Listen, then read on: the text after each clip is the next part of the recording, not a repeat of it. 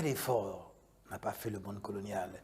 Que d'efforts n'avons-nous pas fait, nous, Antillais, pour tout biffer, pour tout effacer, pour tout oublier? Eh bien, quand j'étais à Gorée, eh bien, je crois avoir écrit sur le tableau « Souviens-toi » ou quelque chose de ce genre-là.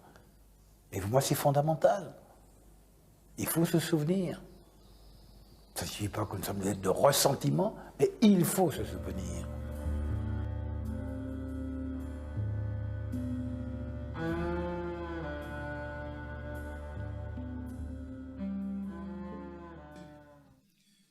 On nous a dit que pour avancer, il faut l'oubli.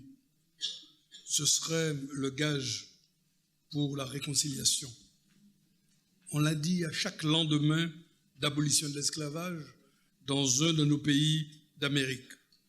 On le redit encore aujourd'hui, plus d'un siècle après les dernières éradications de la servitude venues de la traite négrière atlantique.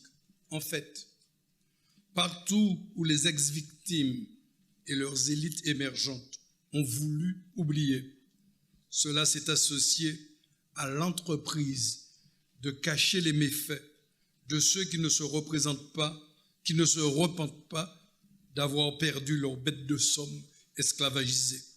Que ce soit la terrible dette infligée aux Haïtiens en 1825 et qui a encore ses conséquences aujourd'hui. Que ce soit en 1855 pour le travail obligatoire, l'arrêté Guédon en Martinique ou l'arrêté Husson en Guadeloupe. Que ce soit les lois Jim Crow aux USA après 1865, que ce soit la sauvage répression de la Morad Bay Rising en Jamaïque en 1865, on a beaucoup travaillé à nous faire oublier et nous avons voulu oublier. Mais tout cela nous a rattrapés à travers nos successives générations post-esclavagistes, un peu comme le retour du refoulé. D'abord, pour les premières et deuxièmes générations, on leur a limité les droits salariaux et la valeur de leur travail en utilisant l'immigration. On leur a disputé le droit à l'éducation en s'accommodant de l'analphabétisme. On a, malgré l'émancipation, renforcé la ségrégation sociale, ethnique. On a chichement mesuré leurs droits civiques.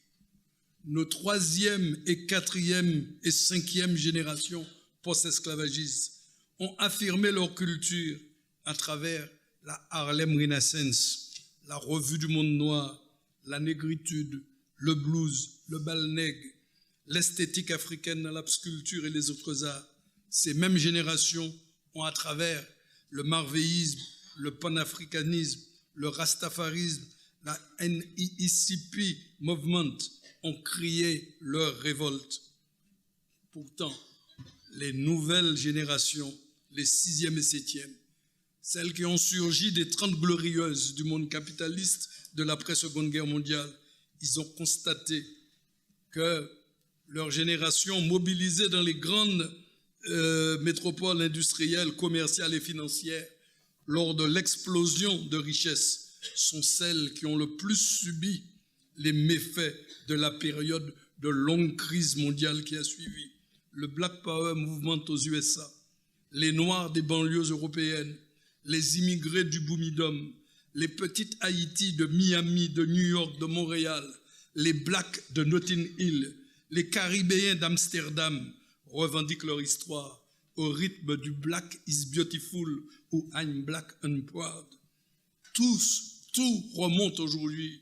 La traite des razzias en Afrique, les moribonds dans les comptoirs, la traversée sordide dans les cales putrides pour le Middle Passage, les agonisants dans ces horribles déportations, les désespérées révoltes souvent vaincues sur les navires négriers, la vente infamante sur les places publiques comme on le fait pour le bétail, les brutales séparations familiales du mari avec sa femme, des parents avec leurs enfants, éparpillés entre les habitations ou entre les îles et territoires continentaux, les religions imposées, le code noir déshumanisant d'avec ses 60 articles, les supplices avec toutes les cruautés perfectionnées, dont les 3 et 4 piquets, le fer rougi au feu pour le marquage à chaud, les suicides nombreux, les strangulations multipliées, les infanticides, les viols, les mutilations, les emprisonnements pour les soi-disant empoisonnements du bétail